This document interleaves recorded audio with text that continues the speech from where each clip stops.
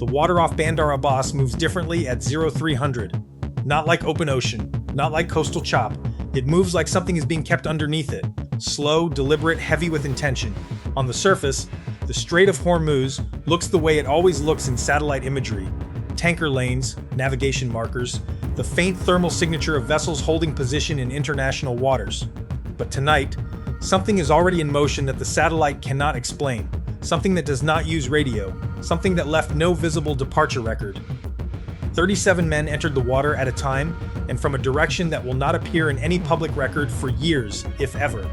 And by the time the sun rises over the Zagros Mountains and the first Iranian port watch rotates duty stations, the infrastructure that made Bandar Abbas one of the most dangerous chokepoint anchors on Earth will be gone.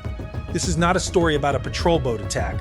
That is the visible frame, and the visible frame is almost always the wrong story. This is a story about a system, a carefully built, deliberately layered, operationally refined system that Iran has been assembling for decades along the northern shore of the strait, and about one night in which the critical nodes of that system were identified, targeted, and removed with a precision that the Iranian Navy will not fully understand for several days. By then, the damage will already be irreversible, the timeline already accelerated, and the strategic picture already fundamentally changed. To understand why Bandar Abbas matters more than any single vessel or any single dock, you have to understand what Iran actually built there and why it took 30 years to build it. Bandar Abbas is not simply a port. It is the command and logistics brain of Iran's maritime denial strategy in the Strait of Hormuz, the 21-mile-wide choke point through which roughly 20% of the world's tradable oil passes every single day. Iran has understood since the tanker wars of the 1980s that it cannot defeat the United States Navy in a conventional surface engagement. It does not have the carriers, the destroyers, the sustained air cover, or the Blue Water Doctrine to fight that battle. What it has instead is something more dangerous in a constrained geography: mass, speed, dispersion, and the willingness to use all three at the same time, in a space too narrow for conventional naval doctrine to function cleanly. The core of Iran's strategy is the fast attack swarm. Hundreds of small, fast, lightly armed patrol boats operated primarily by the Islamic Revolutionary Guard Corps Navy, the IRGCN, designed not to win a fleet engagement but to overwhelm targeting systems, force defensive posture, and create enough chaos in a narrow waterway to stop traffic, damage vessels, and impose strategic cost on any power attempting to project force through the strait. These boats operate in coordinated cells. They do not need to sink a carrier to succeed. They need only to force it to slow down, to disperse defensive attention, to trigger rules of engagement decisions under time pressure in a congested space. In that environment, the swarm is not a tactical tool. It is a strategic weapon. Bandar Abbas is where that weapon is maintained, staged, crewed, fueled, armed, and commanded. The naval base there, one of the largest in the Persian Gulf, houses not only patrol vessels but the dry docks that keep them operational, the fuel infrastructure that keeps them mobile, the electronic facilities that coordinate their movements, and increasingly, the drone-related facilities that extend Iran's maritime reach beyond the visible horizon. In recent years, Iranian naval doctrine has evolved to integrate unmanned surface and aerial platforms with traditional swarm boat operations, a hybrid model that allows Iran to prosecute an engagement without placing IRGCN personnel in the immediate kill zone. The drones find the target, the fast boats close. The combination forces a response that the defending force was not entirely prepared to execute cleanly. Remove one boat and you have removed one boat. Remove the dock infrastructure, the fuel nodes, the command outposts, the drone staging facilities, and the dry dock capacity at Bandar Abbas. And you have not removed a weapon. You have removed the weapon's operating system. That is the calculation that drove the mission planning. And that is what made the target package at Bandar Abbas so different from a conventional maritime strike. The men in the water were not there to sink vessels.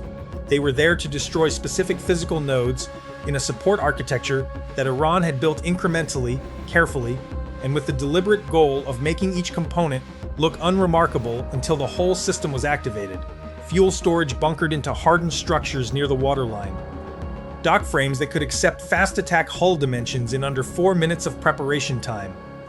Communications relay infrastructure disguised within standard port operations facilities. Outpost positions positioned to provide early warning of inbound naval approach vectors from the Gulf of Oman side. Each of these nodes had a specific operational function. Each had a specific structural vulnerability, and each had been mapped, verified, and assigned. The assault was not a raid in the conventional sense. It was a simultaneous multi-point infrastructure denial operation executed under time compression, designed to achieve maximum structural disruption before the base's rapid reaction elements could respond coherently. The timing was not random. The Strait's tidal cycle, the position of Iranian surface patrols logged over preceding nights, the duty rotation cadence of the base watch, all of it had been folded into a narrow execution window that opened for less than 40 minutes and would not open again for days. Miss the window and the mission does not simply delay, it compromises. Every hour of additional loiter time in Iranian coastal waters increases detection probability geometrically. What the Iranians did not know, and what makes the outcome more significant than the physical damage alone, is that the assault team had been operating in the approach environment for longer than the kinetic phase of the mission suggests. The intelligence picture that made the target package possible was not produced at distance. It was produced close. Elements of the operation that are not classified at the level of the kinetic strike itself indicate that the targeting data used to assign each explosive charge, each demolition priority, each extraction route, was current to within hours of the assault window. That level of currency does not come from satellites. It comes from persistent close reconnaissance of a type that Iran's coastal security posture is specifically designed to prevent. The fact that the assault team moved in, executed, and extracted without triggering the base's early warning network is not merely a tactical success. It is a demonstration that the network itself had already been penetrated, that somewhere in the surveillance architecture Iran relies on to protect Bandar Abbas, there is a seam, and Iran does not yet know where that seam is. This is the layer beneath the layer. The destroyed docks and the burned outposts are visible. They can be assessed, photographed, reported.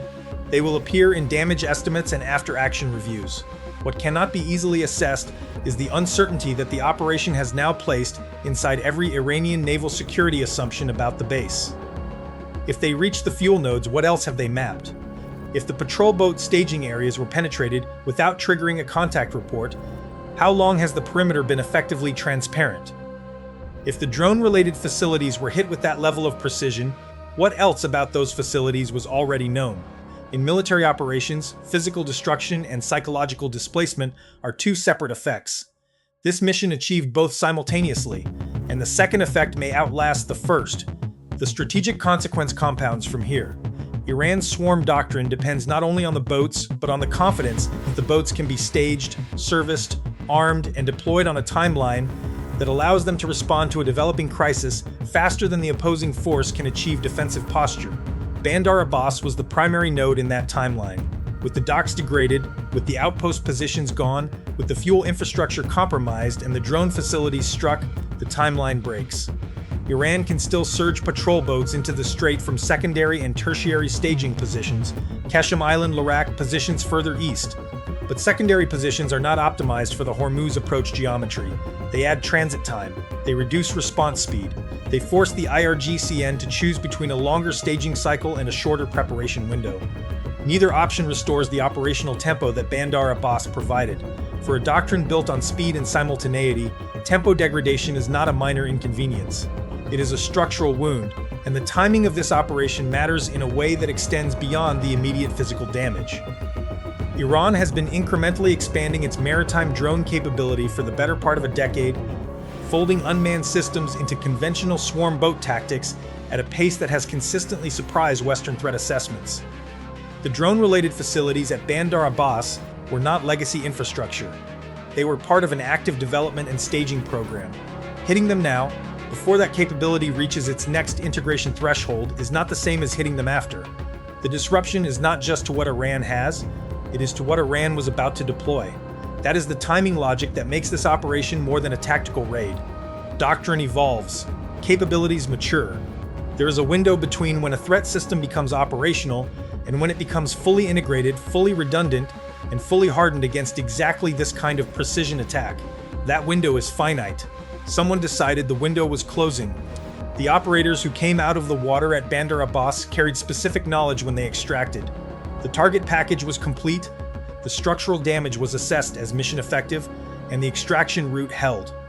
What they carried back that cannot be logged in an after-action report is the confirmation that the approach held, that the network gap was real, and that the intelligence was current. Those confirmations matter for what comes next.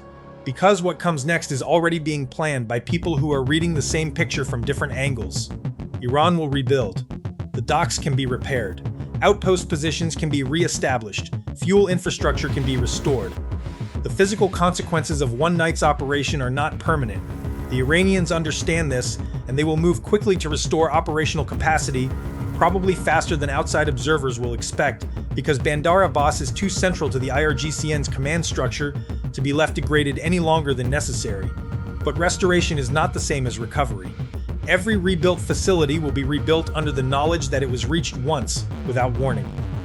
Every new outpost position will be designed with the memory of what happened to the previous one. Every surveillance layer will be re-examined, retested, and reinforced, which itself takes time, money, attention, and decision-making bandwidth that would otherwise go toward capability development. The operational footprint of this mission does not end at the waterline. It extends forward into every Iranian planning cycle that now has to account for what it did not account for before. In the Strait of Hormuz, that kind of recalculation does not happen quietly. Every maritime actor in the region watches Bandar Abbas. Every shipping insurer, every naval planner, every tanker captain running the transit calculates risk against the Iranian swarm threat. When the threat infrastructure takes damage of this kind, the calculation shifts. Not permanently, not irreversibly, but measurably. And in a space, this narrow, measurable shift in threat calculus is strategic currency. The 37 men who came out of the water this morning will not receive public acknowledgement. Their names will not be attached to the operation in any document that moves through declassified channels for a generation, if ever. The boats they targeted will be counted in an intelligence damage assessment. The outposts they eliminated will appear in imagery analysis. The dry docks, the fuel nodes, the drone staging infrastructure, all of it will be assessed, graded, and folded into a revised threat picture that planners on multiple sides will spend the next several months rebuilding from. But somewhere in a planning cell that does not appear on any public organizational chart, someone is already looking at the next window, looking at what the Bandar Abbas operation revealed about approach geometry, network seams, and timing possibilities, looking at what was not hit and what that means for the residual capability picture, looking at where Iran moves next to compensate for what it lost. Because the move Iran makes to compensate will itself create a new concentration, a new dependency, a new node. And new nodes can be found. The Strait of Hormuz is 21 miles wide. Every actor that passes through it, or threatens those who do, understands that this is not a space where superiority is permanent. It is a space where it is constantly contested, constantly recalculated, and constantly shaped by operations that most of the world will never see and never fully understand. Tonight the water is quiet again. The patrol rotations have resumed. The morning watch will take its position, but the infrastructure that made the northern shore of that strait into a precision weapon is no longer what it was 12 hours ago, and the people who built it are now asking a question they cannot answer cleanly. How did they get in? And what else do they already know? That question, not the burning docks, not the damaged outposts, not the degraded timeline, is the real weapon, and it is already doing its work.